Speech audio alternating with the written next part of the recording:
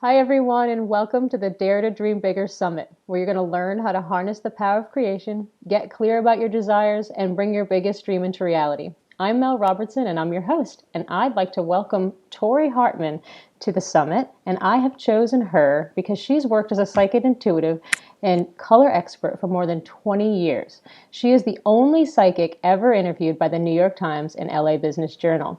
Her company, Tori Hartman Incorporated, supplies customers with spiritual tools necessary to grow and prosper. The brand motto, Enlightenment Made Simple, speaks to her desire to give people the support they need in order to do spiritual work on their own. Tori's guidance has helped celebrities such as Jeff Lewis in launching his hit TV show Flipping Out on Bravo Networks. Tori was also featured by popular author and artist Sark as an expert on living an empowered life for the teleclass series Dream Boogie with Sark. Now Tori is making her knowledge available with her new international best-selling card deck, Chakra Wisdom Oracle Cards, published June 2014 by Watkins Publishing.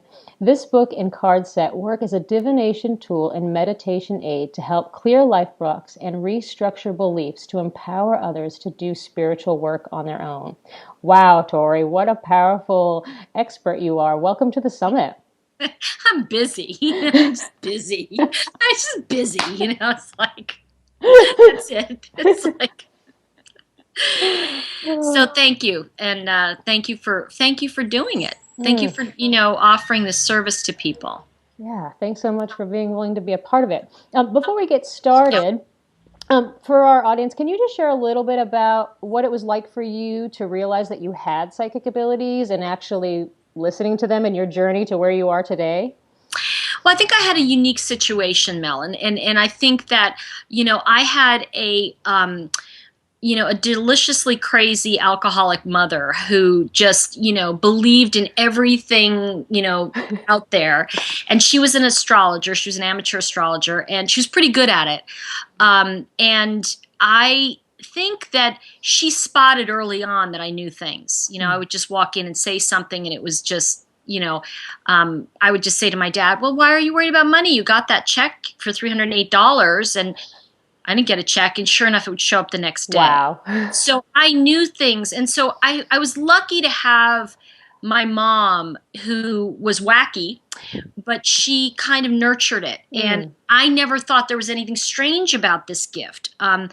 And I scared the hell out of myself a few times, with cards. I'd like, when I was little, I had the Gypsy Witch cards, and I'm like, and I'd go, I'm never reading again, and you can't stay away, if you're a card person.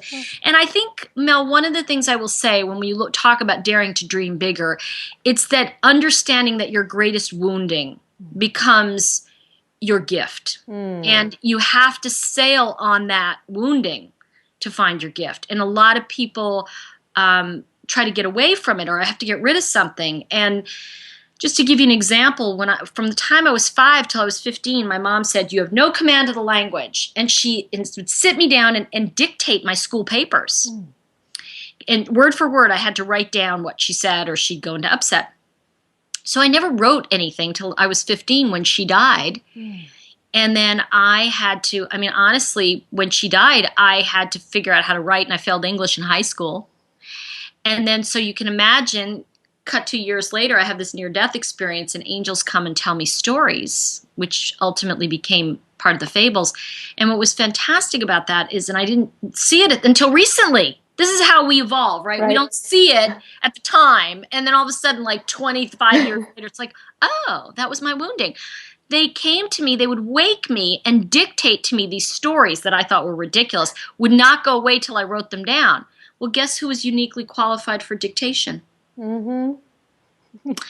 So, and then of course, when we realize that something has been given to us that's important and we don't give up, whatever that is, whatever seems like our wounding, whether you're a gay teenager who's bullied, you Mm. know, and that becomes your life work in some ways to help others, So whatever that is, whatever your life path is, it's that I think the courage has to come out of our wounding. It's like Mm-hmm. that's the um, and also, in some ways being unstoppable, you know. So I think for me, my gift came about and developed because I just always looked at it as something part of my life. I never looked at it, ooh, I have a gift. You know, it was never like, oh, and here's me, here's my gift, nice to meet you. You know, it was like, so yeah, so that's how it kind of evolved. It's really neat that it wasn't weird for you, that it was just totally natural and wasn't something that was separate from you growing up. It was integrated into you. That's so amazing and so definitely unique. Yeah, I think so because I mean, I grew up in Greenwich Village. I mean, you know, my uncles were together longer than my parents, you know. So I mean, this is just the way things rolled. You know, I never thought of anything that was. I guess I just accepted things at face value. That was what I learned, you know, and I think that I accepted things at face value. But what I was seeing, Mel, was I'm truly an empath, and I can see very deeply into people's feelings. And I think that knowing that wounding that I had, I was, you know, I'm able to really identify and support others in it.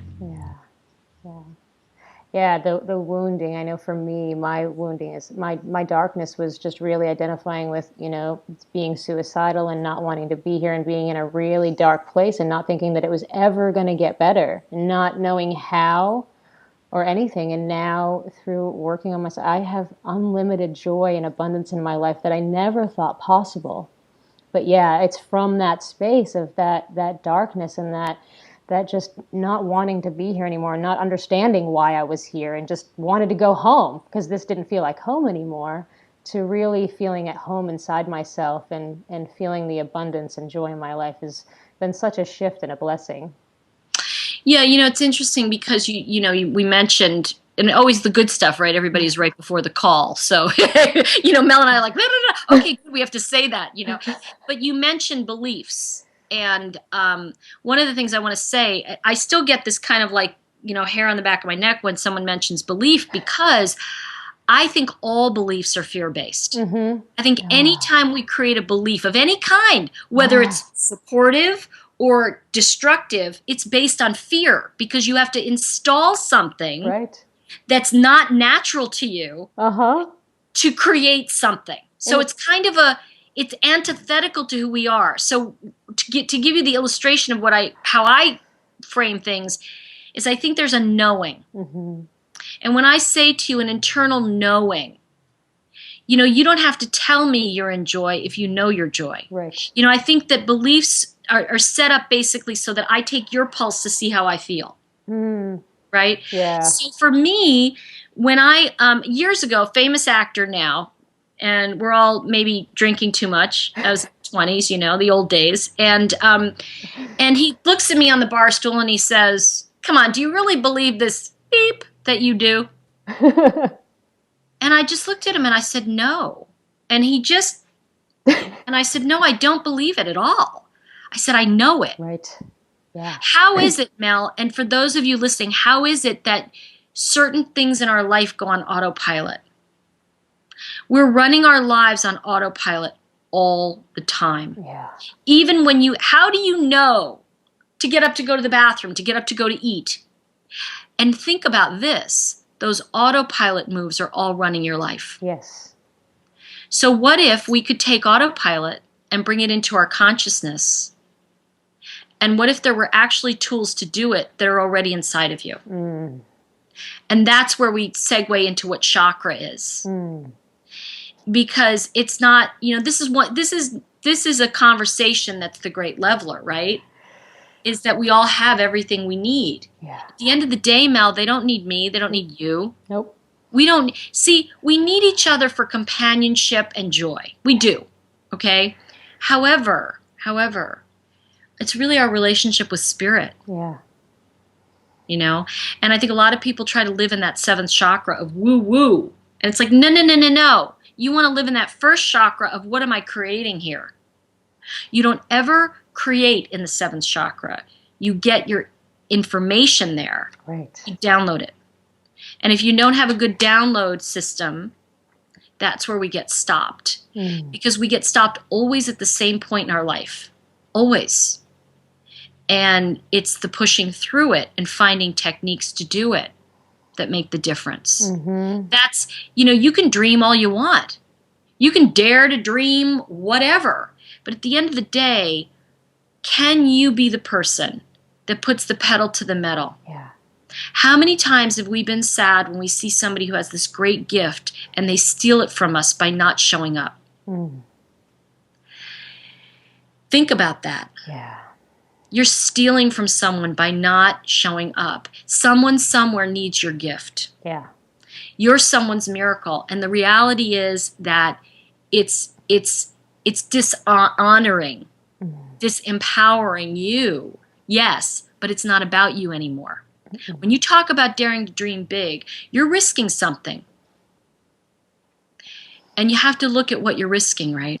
Okay, so one of the things that I want to just say about the chakra, which I think is important, is that, for years it's this thing on the wall, it's this red, orange, yellow, Roy G. Biv, the rainbow, Right. okay, And I say to my gay friends, thanks for that. Right.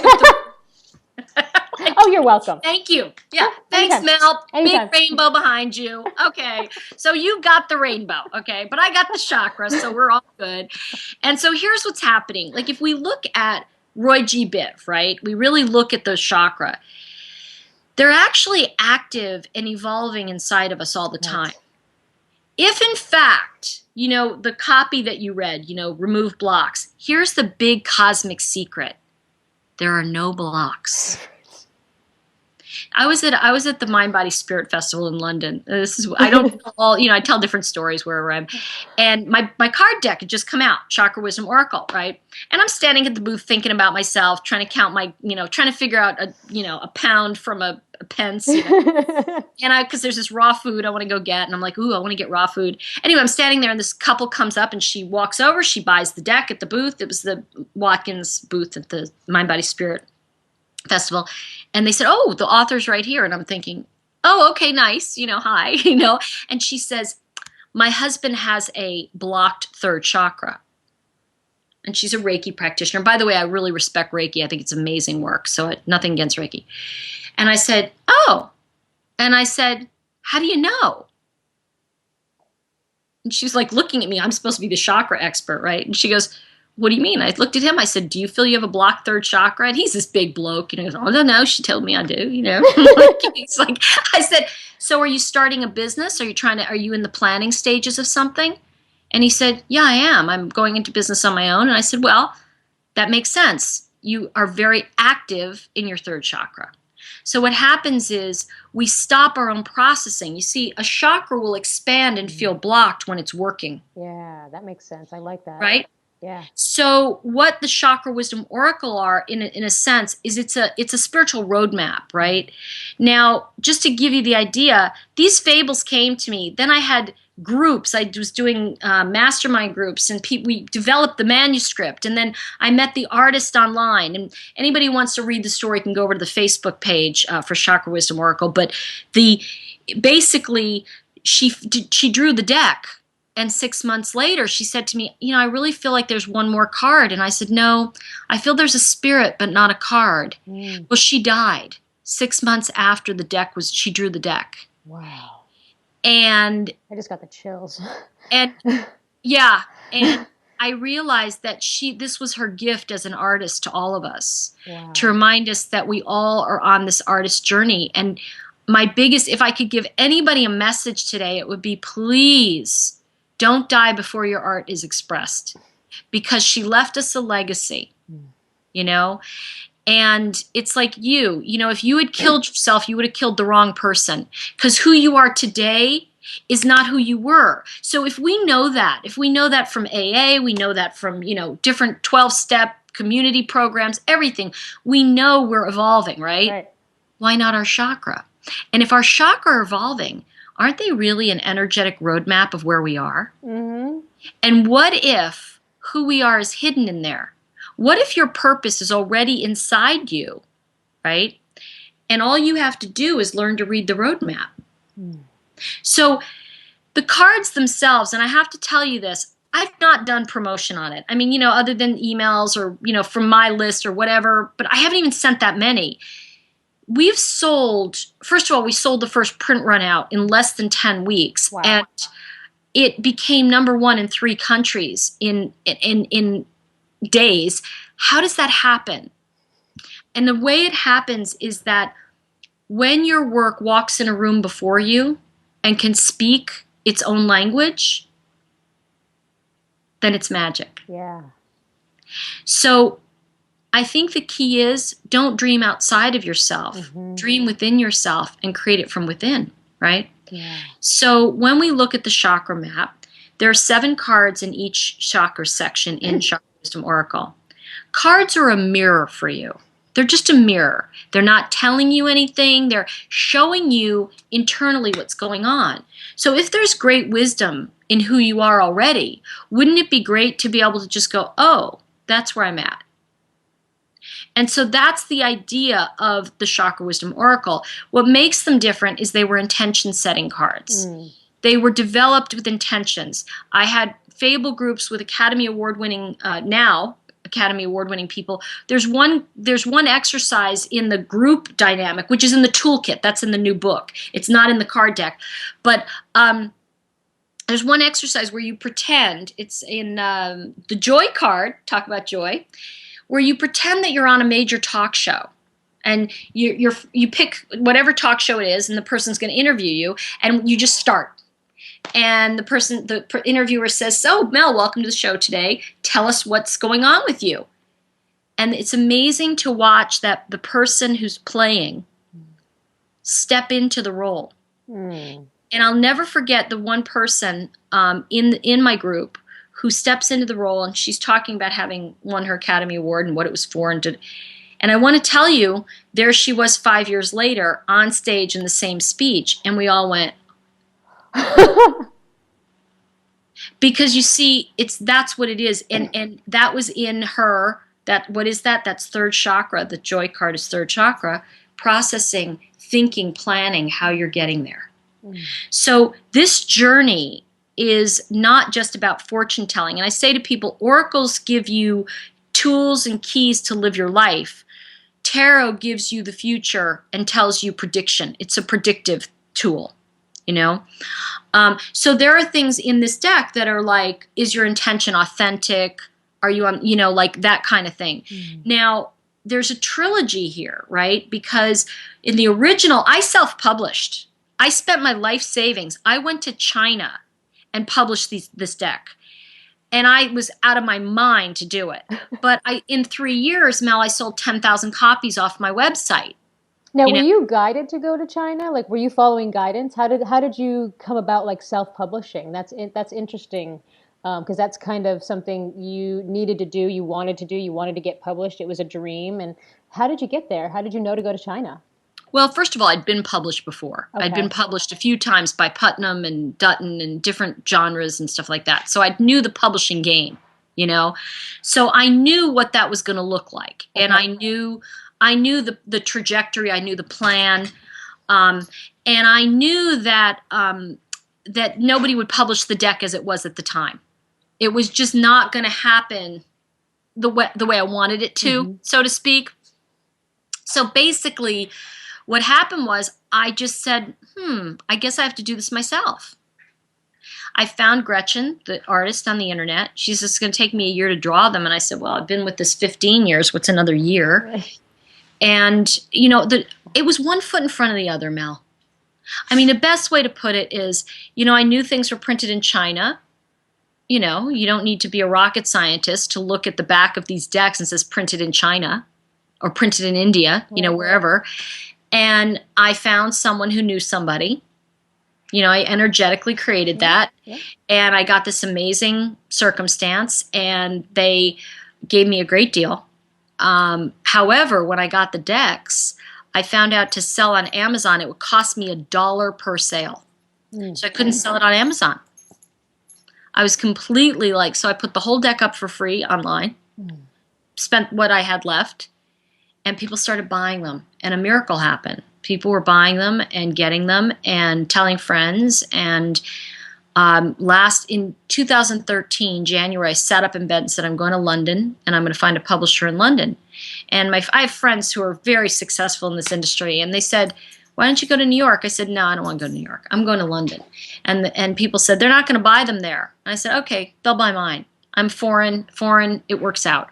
So I got there, 6 meetings, 2 offers. I went with Watkins. They're the oldest mind, body, spirit publisher in the world. They published Carl Jung in the late 1800s. So I went with Joe Lull, who was my publisher there, and I have an amazing editor. And we put the deck out. We started the deck, and then Joe talked to a couple of my practitioners, and one of them said, oh, well, because Joe said, how'd you learn the cards? She said, oh, I studied the fables. And Joe said, uh-oh. We cut the fables, and we made them just the legend, right? The fables are there, okay? But they're just, and just to give you the idea, this deck is multicultural, multi-ethnic. I never thought, oh, I'm going to put a gay card in the deck. You know what I mean? I didn't get up and go, oh, I'm going to put a black card in the deck. These were how these spirits presented. So there are 2 gay cards in the deck. This is because it's a life experience deck. It's not, oh, here's a gay experience. It's a universal experience to be bullied or not understood, right. You know? It happens at certain populations more than others, right? But everybody's experienced it in one form or another. Right. So the stories became this universal thing. So they came back and immediately, this is how smart they are. They immediately offered me a deal for the toolkit. And I thought, well, who's going to buy the toolkit? It's fables and, you know. The toolkit has sold out its first print run before it even got published. And people are blown away by it. Now, here's the point. The cards are divination. The toolkit's the inner journey. And you were saying to me, but what's life purpose divination, right? Because that's the third part of this trilogy. That's a course that I've developed that takes you on that internal chakra journey and shows you how to read your intuitive map. You see, everyone who's touched these cards, everyone who's worked with them, at the end of the day, they learn their life purpose. That's what it is. They learn their life purpose. And so why not teach someone that in 7 weeks? Mm-hmm. Why wait 5 years to work with the deck? And, why study? The thing is that no matter where you come in, there's no structure to it. Mm-hmm. It's like, is the door you enter will not be the door you leave, right? So each of these products, in a sense, stand alone. And they kind of come together and converge. And what I felt was most important, and the reason life purpose divination came about, is that it starts off with what you said at the beginning, from empty to inspired. Like really feeling personally, spiritually, emotionally bankrupt. Mm-hmm. And what is that place? And I work with people that have money and they're bankrupt. Mm-hmm. Do you know that it's not a money conversation? And let me tell you something. I can tell you how to create money in 2 seconds. Money is very easy to create at the end of the day. Because with money, all you need is a container. An energetic container. Now, I'll give you an example, right? This is a little tidbit, everybody. So this is the tidbit. It's a tidbit from Mel and I. And we're all waiting with bated breath right now because we want to create money now. How do you do it? Come on. I'm ready. If I say, Frank, I'm talking. He's has squeaky toy. So you can come up here though. Come sit with us. Come here. Come join the party. He's over here. There he is. Oh, okay. Cute. So he'll just hang. Kids and dogs ruin the whole show. It's just can't help it. No, they run it. They make it great. They add to. Yeah, they kind of like, ooh, a dog. Okay, so if I said to you, I want a swimming pool, and I went out into my yard and I took a hose and I just flooded my yard. Because I want a pool, right? That's water. Water's like energy. It's money, right? I'm just flooding my yard. No container. No. And that's stupid. All right, let's just say it. That's like kind of like, Tori, are you kidding? But here's the thing. Money's the same way. People say, I want money, but you have nothing to contain it. You don't have a big enough life. That's where you have to dream bigger and create a container. Somebody said to me, how do I make more money? I said, get a big life. Now, as silly as that sounds, if we're talking at a certain frequency, which is the chakra frequency, which is what I teach, right? When you're on that frequency, and by the way, Mel, my job is to make my job obsolete. As a psychic, as an empath, I want you to do it. I don't want to do it for you. You have the answer more than me. I don't have your answer. I have techniques that make it simple, but I don't have your answer. You do. And I can guide you to that. So now let's get to the container. So conversely, I go out, I dig a hole, I put the right, amount of stuff, whatever it is in there, and then I fill it up and I have a pool. That's containing the water. You need a big container to get big money. In the layman's terms of the 80s and 90s, they said you need a big why. We didn't understand what that meant. Well, why you need it? But energetically, it's about increasing your personal value. Why is it? I was working with a woman who, in one of my classes, she was working with the cards. She had little house, an apartment in Toronto, son, single mom. She never thought she could own a home. And we worked with her, I do ancestral work as well, which is in the chakra wisdom cards. It's your multi-generational healing spread, right? We found out her grandfather on her mother's side was the first black brigadier general in Trinidad. And she said, well, he was very arrogant. Nobody liked him. I said, whoa, back this story up. Okay. Long story short, she puts up a picture in the class. It's a picture of her grandfather, beautiful man, tall, white uniform, walking down the street in Trinidad in 1966, escorting Queen Elizabeth and Prince Philip. A black man. All right. Okay, that'd be like you coming out. All right. I mean, that's like big. Okay. Like, that's like a harsh time. Okay. So basically, the story is that I said to her, do you see your legacy? Once you know the legacy you've been given, then you can live your legacy. Until you understand what you've been given, you cannot live into your legacy. Now, here's the thing. 8 months later, her income has increased a lot. She's doing a job within the same company. She got a raise and she's doing the job she trained to do. And she bought her first home for she and her son. How did that happen in 8 months? She dreamed of a house, but it was because she shifted her internal reality. Our inner reality will always reflect our outer reality. And how do we do it? We do it by understanding the roadmap of our chakra. How did I create this? I created it by doing my own work, by doing the work that I'm teaching you. This isn't something, I'm on this big, cushion here and I'm going to just show you. It's like, no, I made the mistakes. I was an idiot. Okay. I did the idiot stuff. I did all that, it's like, hello, been there, done that, So I think what I'm trying to say to you and everybody listening is that, I think that the best thing I can do is to show you exactly how this works. And that's why you and I were talking, and so everybody knows right before, like, I have 2 different ebooks, which ebook, and I really feel that the life purpose divination, it's what is it and what is intuitive mastery. That's going to give you all of the techniques I use, and you'll get a real sense of how this works. What it means, what we're making meaning of defines our life.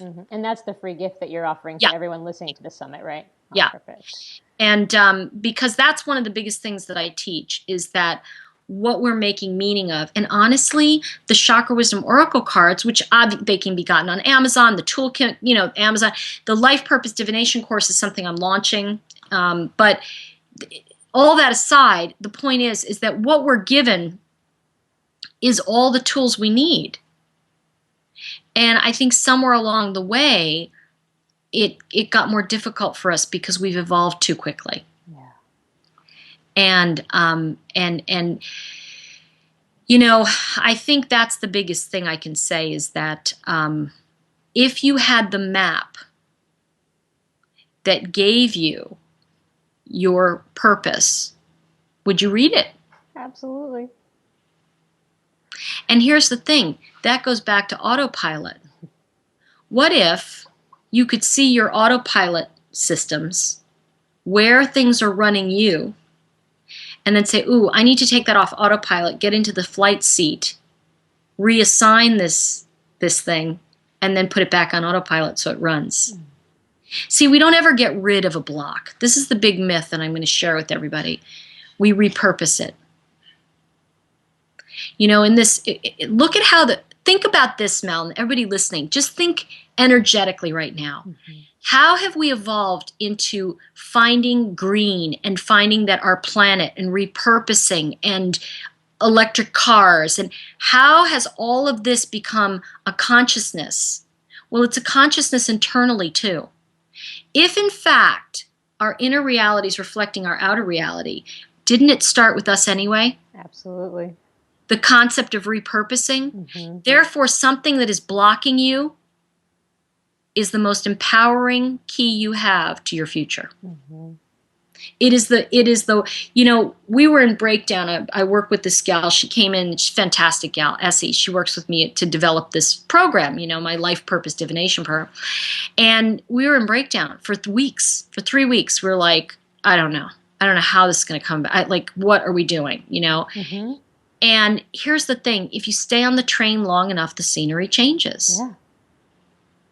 And you have to, everyone goes through breakdown. Mm-hmm. It's how we relate to the issue that's the issue. And you have to just keep showing up. Yeah. If you just keep showing up. It sucks, doesn't it? It does sometimes. I have to say. Anybody listening knows that. We're going, oh yeah. You know. And then people are like, well, will I read the roadmap? Well, I have it, but I don't know if I really want to read the roadmap. Well, what if I showed you how to do it, right? What if your roadmap actually was really very empowering? Mm-hmm. See, I think the thing is that people come to me and say, I need to get rid of something. And I say, wait a second, before you get rid of it, let's find out why you put it there. Mm-hmm. Right? Right. Once we find out why we put it there, now we're in a different conversation. Mm-hmm. Now we're in a very different conversation. And I look at what people make meaning of. Just to give you an example, and again, another one that I think is good, is I was walking up the street a couple of years ago with one of my close friends, and she said, my greatest accomplishment was my children. And I went, okay. It always felt funny to me, but I was like, okay, you know, that's your greatest accomplishment. So here she is 3 years later trying to create a career. And I said, well, and this was, you know, psychic, you do what you do anywhere. I said, well, you know, that's going to be hard for you to create a career. She went, what do you mean? I said, well, you already said you had your greatest accomplishment. How can you accomplish anything else? That's not a reflection on her children, by the way. Your children can be a great accomplishment. Right. Or a great thing that you've done or share or have in your life. But once you frame it, it's limiting. There's nothing else. Mm-mm. Party's over. Right. Ship sailed. You're done. I said, well, you might as well just wait till you die now because you've done your greatest accomplishment. So what else can you do? And she went, oh my gosh, you're right. That's awesome. Right? But here's the thing. Her kids are great. They're great kids. Right. But she had to reframe it to be, they are such a great satisfaction, joy in my life. They're this. They are a great accomplishment. They are, you know, I raised good kids. And by the way, good parenting is an accomplishment. It is a big accomplishment. It is huge. Yes. You know? And anyway, the point is that she reframed it, and now her career is starting to happen. So it's just in the languaging, and that's what I teach a lot of, you know, like how to see that, how you're, you know, you already have your answers. Right. So what do? I ask you to come up with words that relate to something, relate to a chakra, for example, and then I tell you the questions you just answered. Very cool. Because you already know. Mm-hmm. So I think the biggest thing I can say to people as a takeaway in our conversation, when you look at daring to dream, it's like, I love that concept of dreaming outside your frame of reference. Mm-hmm. You know, you don't want to just dream to pay your bills. No. You want to live your legacy. But in order to live your legacy, you have to know how to read your map. Mm-hmm. Sorry, it's how it is. Some people get to the end of their life, and it's like, I forget who it is, Ichabod Crane's, at the end of his life, he said, what if I lived my whole life wrong? Mm. And I think a lot of us walk around thinking, I think I did it wrong. Whatever that is, and then we try to plaster spiritual beliefs on it. Oh, there's no accidents in the universe. I'm right where I'm supposed to be. Right. And you know what? I say to a friend of mine, I'm right where I'm supposed to be. I go, you know what? I don't believe you for a minute. You're right where you chose to be. You're angry as hell. And she was like, yeah, I am. I go, okay, let's start there. All right? And you are right where you chose to be, though. Not necessarily where you want to be, but exactly. Want to, whatever. But, that's the thing. It's like I wrote a thing the other day where I said, I really want to be angry about being screwed over about in a certain circumstance. However, the problem is the good that came from it is really too good. Isn't that awesome? That's the thing. It's like, but we still have to have our process. We're human beings. Right. Last time I checked, yeah. Yeah, I know. Yeah. Just so you'll know, I'm not drinking beer. It's actually water in a can. So just so everybody knows, it's not morning beer for Tori. Well, you did mention AA, so. Well, listen, I was in Al-Anon for 20-something years, and, I frequented everything. Because I think the thing is if you're evolving, you're always looking to evolve. Yeah, absolutely. Absolutely. And I think that's the point, is that, listen, my stuff is all about personal expression. It's all about living your gift. And when I see someone like this gal, just change her life in 7 months. And she'd always wanted a house and for she and her son. She never thought she'd have it.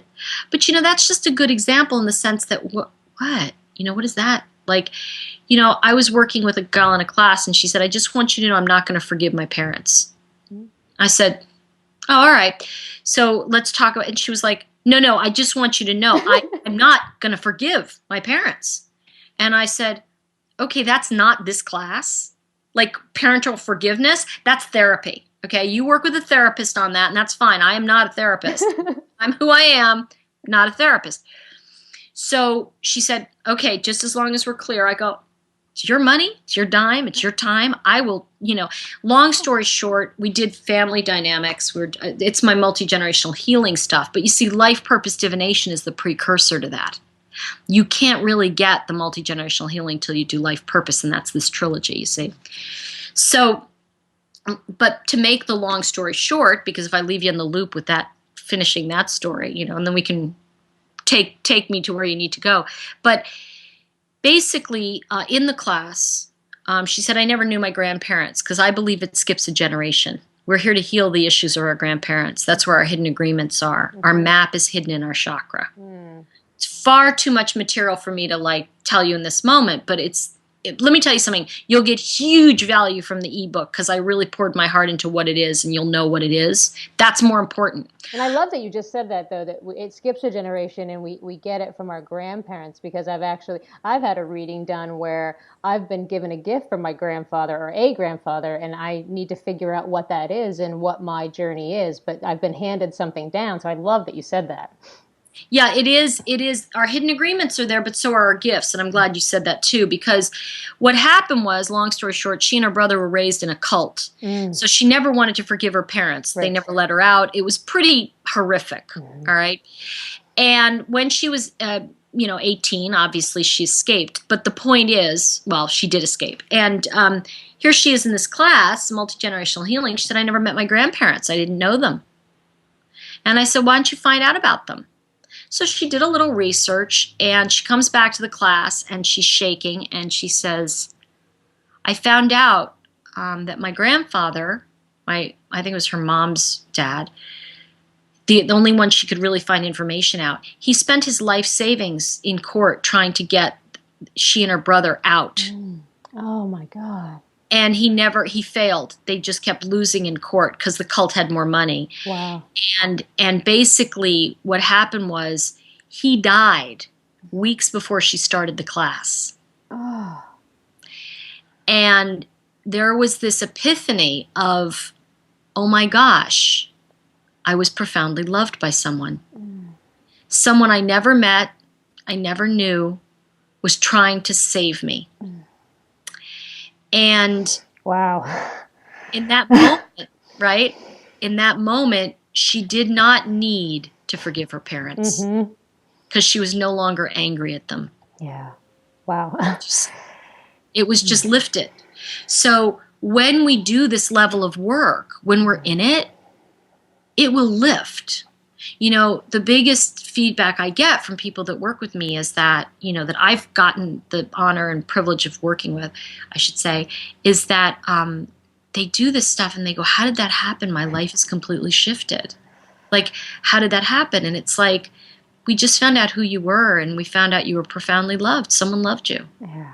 And once she saw that legacy, she was able to live into her legacy. Do you see? Yeah. And so we spend our lives running and denying where we've come from. Yeah. Wow. Well, we've delivered some really powerful content here today, Tori. I thank you, Mel, because I think it was something that, you know, needed to come out. So thank you for that. Thank you for being willing and being here. It's been such an honor to have you here.